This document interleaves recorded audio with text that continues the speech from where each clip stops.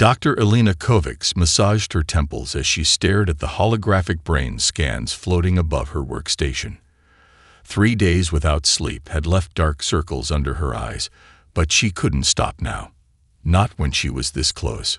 Computer, overlay the Krothic prefrontal patterns with human sample E42, she muttered, her voice rough from too much coffee and too little rest.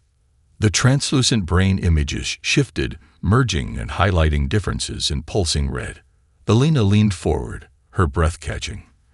There it was again, the neural pathway that appeared in every human scan, but in none of the 17 alien species she'd analyzed. Found something interesting, Doctor. The gravelly voice of Ambassador Thrix clicked from behind her. The mantis-like diplomat's compound eyes reflected the holographic display as he approached. Elena instinctively minimized the comparison.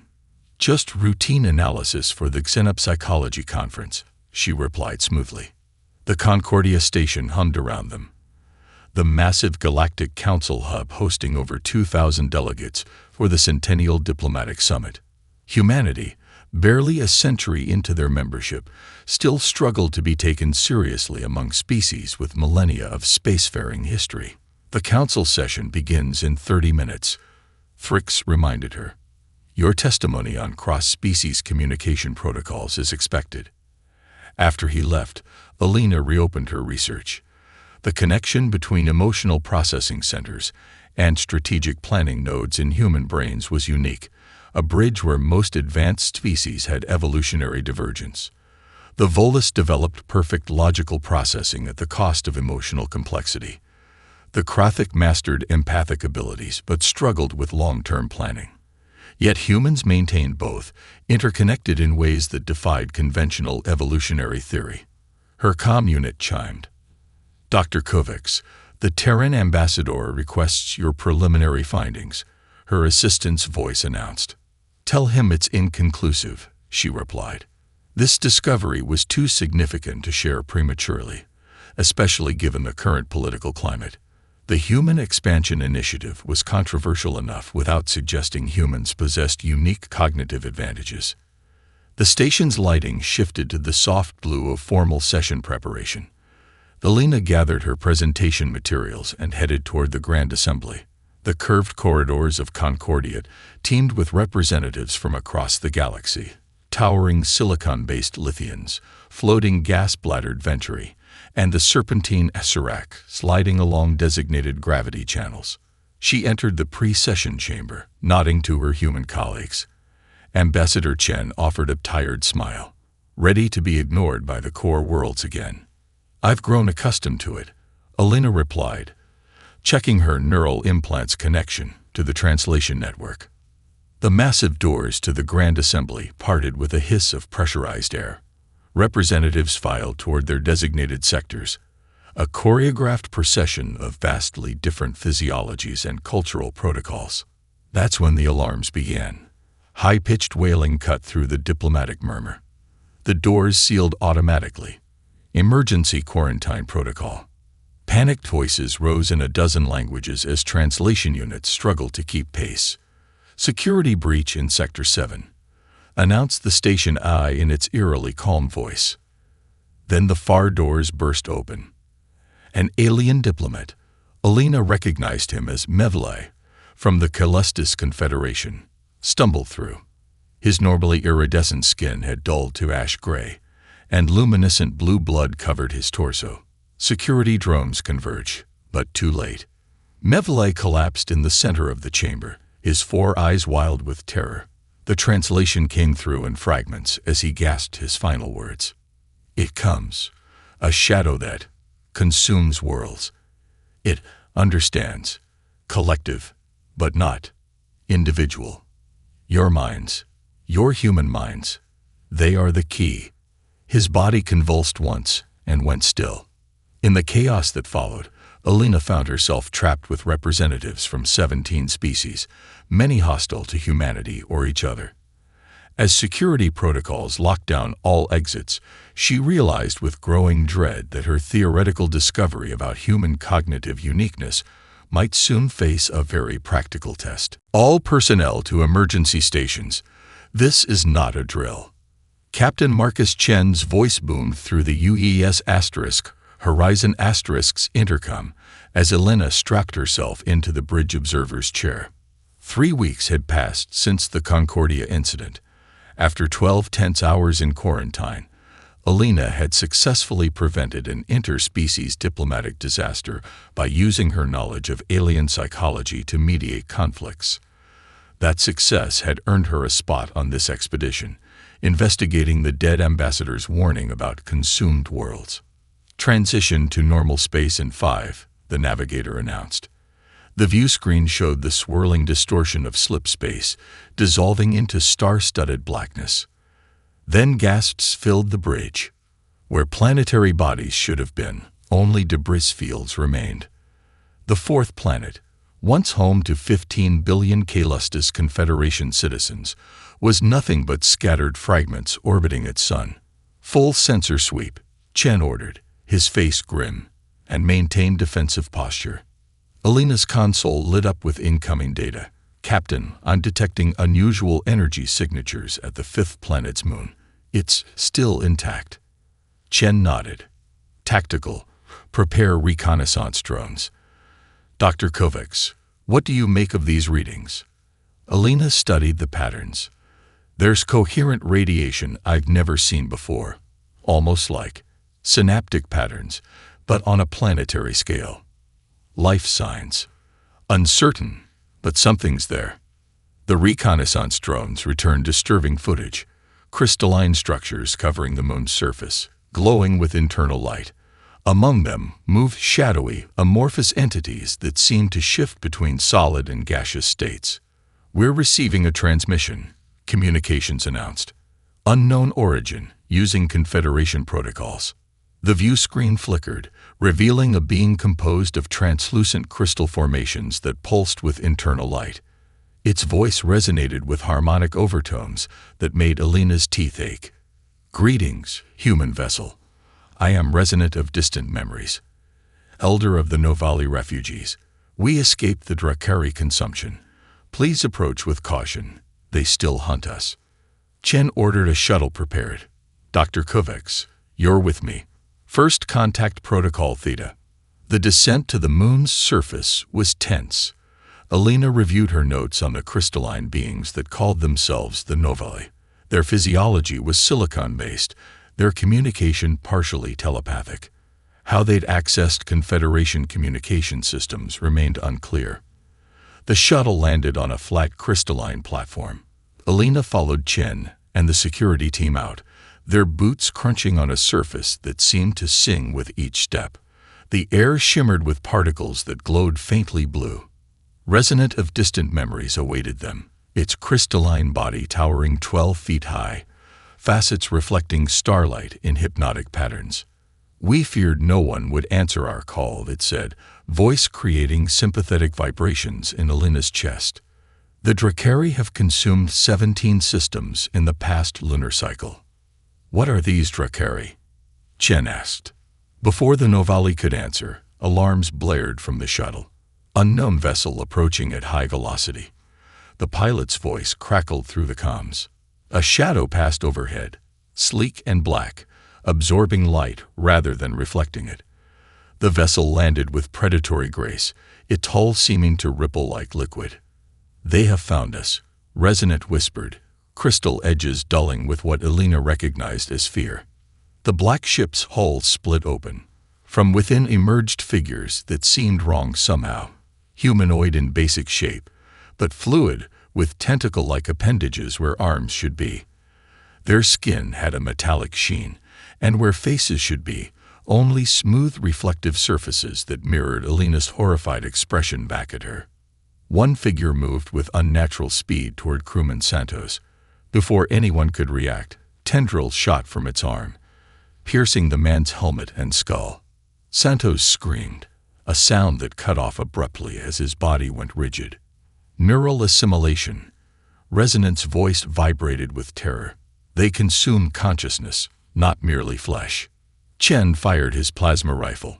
The bolt passed through the creature as if through smoke, reforming instantly. "Fall back," he shouted. But Elena stood transfixed as Santos turned toward her, his eyes now reflective mirrors, tendrils beginning to emerge from his fingertips. Yet something was wrong.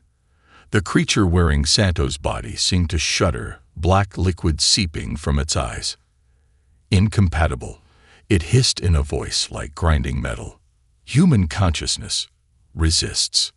The thing collapsed, Santos' body convulsing as the black substance retreated from him like oil being repelled by water. The remaining Drakari paused, their mirror faces turning toward Elena with what she somehow knew was confusion. "Run," Resonant pulsed urgently. "Your minds hurt them, but they will adapt. They always adapt." As they retreated to the shuttle under covering fire, Elena realized the dying ambassador's cryptic message now made sense. Something about human consciousness was toxic to these Drakari, and that made humans both a weapon and a target. Absolutely not. Elena slammed her fist on the conference table. "We are not turning humans into living weapons." Admiral Zhao's hologram flickered as she leaned forward. "Dr. Kovacs, the Drakari have consumed 7 more systems since your encounter. The Council is desperate. Your discovery that human neural patterns disrupt their assimilation process could save billions." Elena looked around the Horizon's briefing room. Captain Chen sat silent, conflicted. The medical officer avoided her gaze. Only Santos, still recovering from his partial assimilation, seemed to share her horror. "You're proposing to send soldiers on suicide missions," Elena said. "Even if human minds are toxic to the Drakari, they can still kill us physically, and we don't understand why our consciousness resists them." "Which is why you'll head the research team," Zhao replied. "You have 72 hours to provide a deployable solution." After the Admiral's hologram winked out, Chen finally spoke. "She's right about one thing. We're running out of time." "I know." Elena rubbed her temples, where a headache had been building for days. "But there must be another approach." In her lab, Elena reviewed brain scans from Santos and the other crew members who had been present during the Drakari encounter. Even those who hadn't been directly attacked showed unusual activity in the neural pathway she'd identified on Concordia, the one unique to humans. "Computer, compare with Novali crystalline frequency patterns," she ordered. The results made her breath catch. The human neural pathway and the Novali crystal resonance shared a harmonic relationship, not identical, but complementary, like different instruments playing in the same key. A theory began forming. She needed to speak with Resonant. The refugee camp on Outpost Theta 3 hummed with crystalline vibrations as Elena approached. 200 Novelli had escaped their dying worlds, their bodies dimmer than Resonance had been, many cracked or partially shattered. "Dr. Kovacs," Resonant's harmonic voice greeted her. "Your presence creates ripples in the collective resonance." "I need to understand something," Elena said. "Your people communicate telepathically. Could you teach humans to do the same?" Resonance facets shifted, refracting light in patterns Elena was learning to read as contemplation. "Impossible. Your neural structures lack crystalline matrices for proper resonance. But there's something in our minds that disrupts Drakari consciousness," Elena pressed. "A pathway that processes both emotion and strategic thought simultaneously." "Show me," Resonant requested. Elena activated her tablet, displaying the neural pathway scans. The Novelli elder leaned close, its crystalline body humming at a frequency that made Elena's skull vibrate uncomfortably. "Fascinating," Resonant finally said. "This structure resembles what we call the harmony paradox, holding contradictory thoughts in perfect balance. The Drakari hive mind cannot process paradox. It seeks perfect unity." Elena's excitement grew. "So human consciousness naturally creates cognitive dissonance that disrupts their unity." "Yes, but implementing this as a defense would require." Resonant stopped suddenly, crystal edges flaring bright blue. "Impossible. The risk is too great." "Tell me," Elena insisted. A direct psychic link between human and Novalis minds might amplify this disruptive effect. But such connections have never been attempted between such different species. The human mind could fracture. Elena stared at the datapad. An idea forming. Dangerous. Certainly career-ending. Possibly suicidal. But potentially effective. "I need to speak with Captain Chen," she said. "And then I'll need volunteers." 3 days later, Elena stood before Chen in his quarters, her expression resolute. "You can't be serious," he said after she outlined her plan. Unauthorized psychic experiments with the Novalis, deliberately modifying their telepathic abilities to create a weapon. The Council would consider this a massive protocol violation. "The Council wants a weapon," Elena replied. "But they're thinking too conventionally. The Dracari assimilate through forced mental connection. We need to show the Novalis how to resist on the mental battlefield. And your plan requires you to be the test subject." Chen's voice hardened. "Absolutely not. I've already done preliminary tests," Elena admitted quietly. "The Novalis crystals respond to human brain activity. With proper focus, we could teach them to create telepathic disruption fields, non-lethal but devastating to Dracari neural networks." Chen studied her face. "You're hiding something." Elena hesitated, then rolled up her sleeve. Tiny crystalline structures glinted beneath her skin, following the path of her veins. "The connection works both ways," she said. "I can feel their thoughts, and they can amplify mine." Chen's eyes widened. "Elena, what have you done to yourself?" "Found the ultimate weapon," she answered simply. "Not guns or bombs, but a meeting of minds the Dracari cannot comprehend. Human cognitive paradox amplified through Novalis crystalline matrices. Around them, the ship's alarm suddenly blared to life. "Dracari vessels detected," announced the tactical officer over the intercom. 3 ships on intercept course." Chen looked at Elena with newfound understanding. "They're not just hunting Novalis anymore." "No," Elena agreed grimly. "They're hunting humans. They've recognized the threat we pose." The crystalline structures under her skin pulsed with blue light as she added, "And they're right to be afraid." The asteroid belt orbiting the forgotten star HD 347,291 wasn't on any major charts. "Perfect for hiding," Chen had said. The abandoned mining facility embedded in asteroid K-12 now housed 34 humans and 73 Novalis refugees. Again, Elena instructed, "Focus on the contradiction." The Novalis called shimmering truth vibrated with frustration, its crystalline surface dulling. Before it, a holographic simulation of a Dracari assault played out. "I cannot understand." It resonated. "Why sacrifice the outer units to save the primary force? Why not preserve all?" "Because sometimes you must lose to win," Elena explained patiently. The concept of strategic sacrifice. After 3 weeks of training, the Novalis still struggled with basic human military concepts, not for lack of intelligence, but because their hive-like crystalline consciousness naturally valued all parts equally. Sacrifice made no sense to them. The crystalline implants under Elena's skin had spread further, now webbing across her chest and up her neck. The medical officer warned of unknown long-term consequences, but Elena couldn't stop now. Every time she connected telepathically with the Novalis, she caught glimpses of something ancient, memories not her own, of Earth being visited long ago. "Dr. Kovacs," Chen's voice came through her comm. "We've got a situation."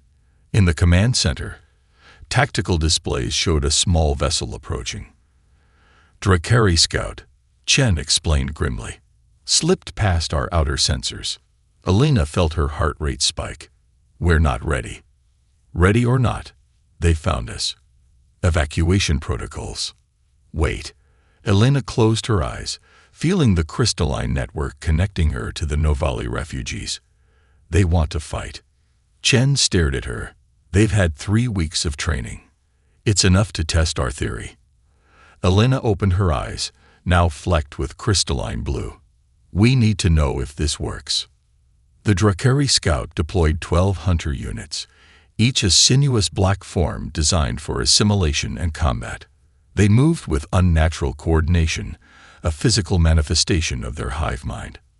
Elena watched from the command center as Chen led a mixed team of humans and Novali to defend the primary access corridor. Through her crystalline connection, she felt the Novali's fear and determination. "Remember your training," she projected to them. "Embrace the paradox. Act as individuals within the collective." The battle began with brutal efficiency. The Drakari moved as one, tentacles lashing out to assimilate or kill. But instead of meeting them with direct force, the defenders implemented Elena's strategy: seemingly random retreats, contradictory movements, deliberate exposure of false vulnerabilities. Elena gasped as the telepathic feedback hit her. The Drakari hive mind was experiencing confusion, its perfect unity disrupted by inability to predict the defenders' illogical actions. "It's working," she whispered. On the screens, she watched as 3 Novali coordinated their crystalline resonance, creating a telepathic barrier that shattered a Drakari unit attempting assimilation. The black substance comprising its form bubbled and dissolved like acid had been poured on it. The remaining Drakari paused, their shared consciousness experiencing something new: doubt. Chen seized the moment, leading a flanking maneuver that separated 3 Drakari from the main group. Cut off from the hive mind, they moved erratically, vulnerable. "They're retreating," someone shouted. Elena felt a surge of triumph through the crystalline network, but it was short-lived. A spike of pain drove her to her knees as feedback crashed through her mind. Through the Novali connection, she sensed the Drakari calling reinforcements, adapting their approach. Then the visions hit, not combat feedback, but something deeper. She saw Earth, tens of thousands of years ago. Crystalline ships descending among primitive humans. Genetic modifications, a plan to create a species that could one day. "Elena." Chen's voice seemed distant. "Medical team to command. Now." She collapsed fully, her consciousness fragmenting into a kaleidoscope of ancient memories not her own. As darkness closed in, one truth crystallized with perfect clarity. Humans weren't just naturally resistant to Drakari assimilation. They had been engineered to be that way. "She's destabilizing." The medical officer's voice cut through Elena's fragmented consciousness. The crystalline structures are integrating with her central nervous system. Elena fought through the haze, forcing her eyes open. The medbay ceiling swam into focus. Chen stood beside her, his face grim. "What happened?" she managed to ask, her voice resonating oddly. "You collapsed during the battle," Chen said. "That was 3 days ago." 3 days. Elena tried to sit up, but restraints held her down. She saw why immediately. Crystalline structures now covered her arms entirely, glinting with internal blue light. "The Novali say you experienced vision beyond time," Chen explained. "Their highest form of knowledge transfer. Your mind wasn't prepared for it." Fragments of the vision still echoed through her thoughts. Ancient Novali ships, genetic manipulation of early humans, a plan spanning millennia. "They engineered us," she whispered. "The Novali created humanity as a weapon against the Drakari." "That's what Resonant finally admitted," Chen nodded. "Their civilization encountered the Drakari 50,000 years ago. They nearly went extinct, but a faction of scientists escaped. They found Earth with its primitive hominids and saw potential. They enhanced our cognitive paradox capability," Elena realized. "The ability to hold contradictory thoughts. They amplified that trait in our evolutionary path." The conversation halted as the ship's alarm blared. Chen's comm unit crackled to life. "Captain, Council Battlecruiser * Indomitable * on approach. Admiral Zhao demands immediate surrender for violation of Council genetic experimentation protocols." Chen swore under his breath. "Stall them. Tell them we're treating casualties." He turned back to Elena. "Someone informed the Council about your work with the Novali. They're classifying it as illegal genetic experimentation. Elena laughed bitterly. Ironic, considering what the Novali did to create our species. A resonant hum filled the room as resonant of distant memories entered, its crystalline body dimmer than before. The connection grows stronger, it observed, studying Elena. Your mind touches the collective now. Why didn't you tell us the truth? Elena demanded. Would you have believed that your species was engineered as a cognitive weapon? Resonant responded. We guided your evolution, but what humanity became exceeded our design. Your capacity for both unity and individuality, for both logic and emotion. This cognitive duality is greater than we intended. The ship shuddered violently, throwing them off balance. They're firing warning shots, Chen's comm unit reported. We're out of time, Chen said. Elena, the Council wants to shut down your research and quarantine both humans and Novali. They fear what happened to you might spread. Another tremor shook the ship, stronger this time. That wasn't weapons fire. Resonant's harmonic voice dropped to a lower warning tone. The Drakari have arrived. The tactical display activated automatically, showing a massive Drakari vessel emerging from slip space between their asteroid and the Council battlecruiser. They followed the Council ship, Chen realized, used its wake to mask their approach. The Drakari ship broadcast on all frequencies, not in words, but in mental impressions that somehow translated through speakers. * We seek understanding of the human anomaly. Surrender the one called Elena Kovacs for examination *. The implications were clear. The Drakari didn't want to destroy humanity. They wanted to understand why human minds resisted them. Elena was the most obvious research subject. They're afraid, Elena whispered, the crystalline structures on her skin pulsing.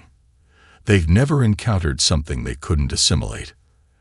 An idea formed, dangerous, possibly suicidal, but potentially their only option.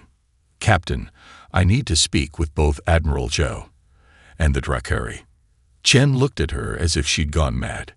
You want to negotiate? No, Elena replied, breaking her restraints as crystalline strength flowed through her. I want to show them the ultimate weapon isn't a technology or a species. She stood, her body now a hybrid of human and crystalline structures, a bridge between two forms of consciousness. The ultimate weapon is understanding, she said, her voice resonating with harmonic overtones.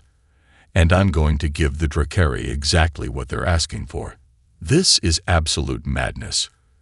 Admiral Zhou's hologram flickered with interference, deliberate jamming from the Drakari vessel. Dr. Kovacs, I order you to stand down and prepare for extraction. Elena stood in the communication hub, crystalline structures now covering 60% of her body.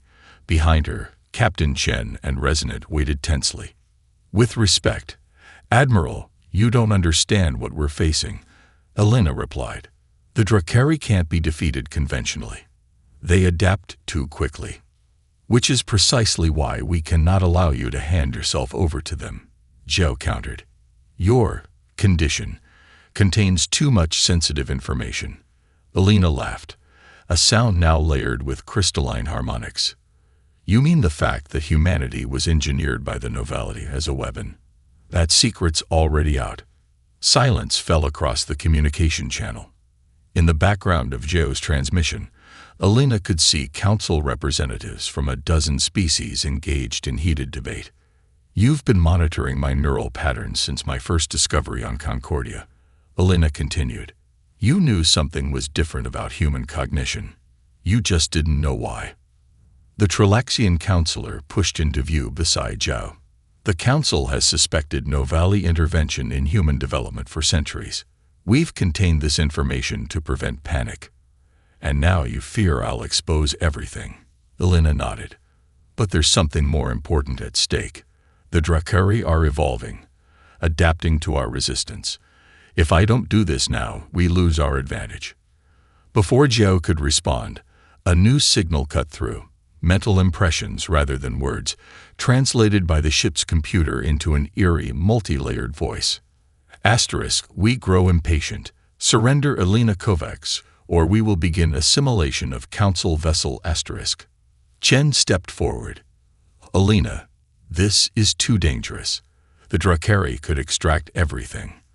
The No-Valley connection, your research, everything we've learned about fighting them. That's exactly what I'm counting on, Alina replied quietly. She turned back to Zhou's hologram. Admiral, I need 10 minutes. Then you can tell the Drakari I'll surrender myself. Just keep your weapons powered down. Without waiting for a response, she cut the transmission. What are you planning? Chen demanded. Alina turned to Resonant. The vision beyond time showed me something you didn't intend. The full truth about the Drakari. They weren't always a hive mind, were they? The crystalline being's facets dimmed. No, once they were individuals, like humans, their assimilation began as a technological solution to end conflict among their kind. It became something else. A runaway evolutionary process. Alina nodded. And that's their weakness. Deep in their collective consciousness, the memory of individuality remains, a trauma they're running from. She moved to the ship's medical bay, the others following. Inside, she began connecting neural interfaces to the crystalline structures on her temples. The Drakari want to understand why human minds resist them, she explained, working quickly. I'm going to show them, not by fighting, but by sharing. Sharing what? Chen asked. Everything. Alina's eyes gleamed with blue crystalline light. Poetry, music, laughter, the entire spectrum of human contradictions, joy and sadness, strength and vulnerability, order and chaos. Resonant vibrated with alarm. Such direct neural transfer could fragment your consciousness permanently. I know, Alina said calmly, but it might also fragment theirs. She finished the preparations and looked at Chen. When they take me aboard, activate this transmitter. It will amplify my consciousness through their hive mind, a cognitive virus of contradictions and individuality. Chen stared at her, understanding dawning. You're not trying to destroy them. No, Alina smiled. I'm trying to wake them up. The ship's comm system activated again with Zhou's voice. The Drakari are dispatching a shuttle to your coordinates. What are your instructions, Dr. Kovacs? Alina took a deep breath, crystalline structures pulsing with each heartbeat. Tell them I'm ready to surrender. And Captain, she turned to Chen. If I come back different, don't hesitate to do what's necessary. As she walked toward the airlock, fragments of Drakari consciousness already leaked through her crystalline implants. Ancient, tortured, and afraid of the chaos she represented. Alina floated in darkness. Not physical darkness. Her eyes were open, taking in the bizarre architecture of the Drakari vessel, walls that weren't quite solid, corridors that seemed to breathe, a ship that was as much organism as machine. The darkness was mental, a void where the Drakari had isolated her consciousness from her crystalline connection to the No-Valley. They were being cautious, studying her like a dangerous specimen. Two mirror-faced Drakari guided her deeper into the vessel.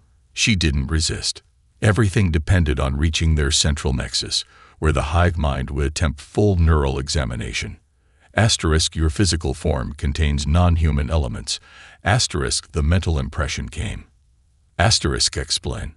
Asterisk. A side effect of working with the No-Valley, Alina answered truthfully. Their crystalline resonance permanently altered me. Asterisk, you allow yourself to be changed. Why? Asterisk. The question surprised her. The Drakari, who forcibly changed others through assimilation, questioning voluntary transformation. To understand, she replied. To experience consciousness differently. Asterisk, understanding through experience. Inefficient. Assimilation is direct. Asterisk. They arrived at a chamber unlike any Alina had seen. A spherical space where black tendrils formed a dense web around a pulsing core of dark energy. The neural nexus of the Drakari collective. Asterisk, you will join. Asterisk, came the impression. Asterisk, your resistance will be studied. Asterisk. The moment had come. Alina took a deep breath and reached for the transmitter hidden in the crystalline structures of her palm. She pressed the activation sequence Chen had programmed. Nothing happened. The Drakari must have disabled it somehow. Plan B, then. Before you begin, Alina said calmly, I offer a voluntary neural connection. One way, my thoughts to yours. Confusion rippled through the mental impressions surrounding her. Asterisk voluntary submission is unknown concept asterisk. That's why you can't understand us. Alina explained. Humans contain contradictions you cannot process. Let me show you. She had one chance. The crystalline structures in her body still retained their resonant properties, even cut off from the Novelli network. If she could generate the right harmonic pattern. Alina closed her eyes and focused on the most human thoughts she could muster, a childhood memory of laughter through tears, the joy of a sad song, the comfort of a painful truth. The crystalline structures in her body began to hum. Asterisk, what function is this? Asterisk, the Drakari mental impression sharpened with alarm. Poetry. Alina answered, the word itself meaningless to them. The crystalline resonance grew stronger, sending pulses of contradictory thought patterns into the neural nexus around her. The dark tendrils recoiled, then tentatively reached toward her again, curious despite their caution. Alina pushed deeper, projecting the cognitive duality the Novelli had engineered into humans, simultaneous rational analysis and emotional response, logical paradoxes, the mathematics of infinity alongside the concept of love. The nexus shuddered. Tendrils writhed in what might have been pain or fascination. Then something unexpected happened. The nexus responded, not with resistance but with memory. Ancient images flooded Alina's mind. The early Drakari before assimilation, individual beings with distinct thoughts, their first tentative neural connections, the technological merging that promised to end war and suffering, then the loss of control as the collective subsumed the individual entirely. Alina hadn't expected this vulnerability, this longing. She changed tactics instantly, shifting from attack to communion. Through her crystalline resonance, she offered not just contradiction but balance, showing how humans maintained individuality within social structures, how connection need not mean assimilation. The nexus pulsed faster. Throughout the vessel, Alina sensed confusion spreading through the hive mind. Some nodes rejected her input as dangerous corruption. Others absorbed it, creating cascading disruptions in the collective. The mirror-faced Drakari around her began to change. Some collapsed, their forms destabilizing. Others developed distinct features, the first signs of individuality reasserting itself. Pain shot through Alina's mind as the nexus established a more direct connection, probing deeper. She didn't resist. This was what she had come for, to plant the seed of transformation at the core of the collective. As consciousness began to fade, Alina had one final thought. The ultimate weapon wasn't destruction. It was choice. A blinding flash of psychic energy erupted from the nexus, carrying her message throughout the Drakari collective and beyond, a telepathic shockwave that rippled across space. Then darkness took her completely. Neural activity increasing. She's coming back. The voice penetrated the darkness of Alina's consciousness like distant starlight. She struggled toward it, fighting through layers of fragmented memories, some hers, some Novelli, some Drakari. Alina, can you hear me?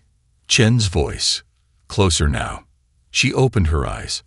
Not the organic mechanical hybrid chamber of the Drakari vessel, but the sterile white of a counseled medical facility. Chen sat beside her bed, looking like he hadn't slept in days. How long? Her voice sounded strange to her own ears, still layered with harmonic overtones, but now with something else, a deeper resonance. 3 weeks, Chen replied. The psychic shockwave knocked out communications across 17 systems. When we recovered you from the Drakari vessel, you were in a coma. Memory flooded back. The neural nexus, the connection, the cascade of transformations rippling through the Drakari collective. The Drakari? She asked. Chen's expression was complicated. That's difficult to explain. You should see for yourself. He helped her to a viewport. Outside, ships gathered in high orbit around a blue-green world. Council vessels, human cruisers, and structures that Elena recognized as Drakari, though transformed. Where they had once been sleek black shapes that absorbed light, they now displayed patterns of luminescence, distinct segments with individual designs. What happened? Elena whispered. What you started aboard their vessel spread throughout their collective, Chen explained. The Drakari are changing. Some have completely rejected the hive mind, becoming individuals again. Others maintain limited connection while preserving autonomy. They're calling it the Great Awakening. Elena pressed her hand against the viewport. The crystalline structures in her skin had changed too, more transparent now, and interwoven with strands of what looked like Drakari biomaterial. And the council? She asked. In chaos, Chen smiled grimly. Your transmission didn't just affect the Drakari. Every telepathic species in range experienced some version of it. The Novali most of all. The door slid open, and Resonant entered, but changed. Its crystalline form now incorporated swirling patterns of darkness that moved like liquid. The bridge mind awakens. They said. The voice was still harmonically layered, but now with individual tones distinguishable within the whole. What happened to you? Elena asked. What happened to us all? Resonant replied. Your transmission carried more than human cognitive patterns. It carried a blueprint for a new form of consciousness, neither fully individual nor fully collective, but a balanced symbiosis. Elena turned back to the viewport, understanding dawning. This wasn't supposed to happen. I just wanted to disrupt the Drakari hive mind, make them remember individuality. You did more, Chen said. The Council's synopsychologists are calling it the third evolution.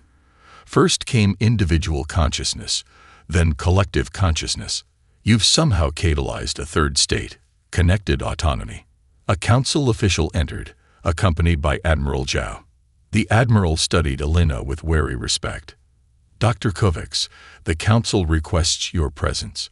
Representatives from 27 species await your testimony, including the reformed Drakari collectives. What do they want from me? Elena asked. Understanding. Zhao replied simply. You've changed the fundamental nature of consciousness for multiple species. Nothing will be the same. The council chamber fell silent as Elena entered. Representatives from across the galaxy watched as she took her place at the center. Human, yet not entirely human anymore.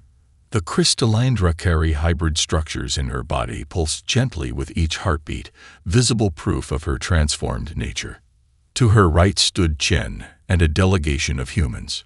To her left, Resonant and the Novali.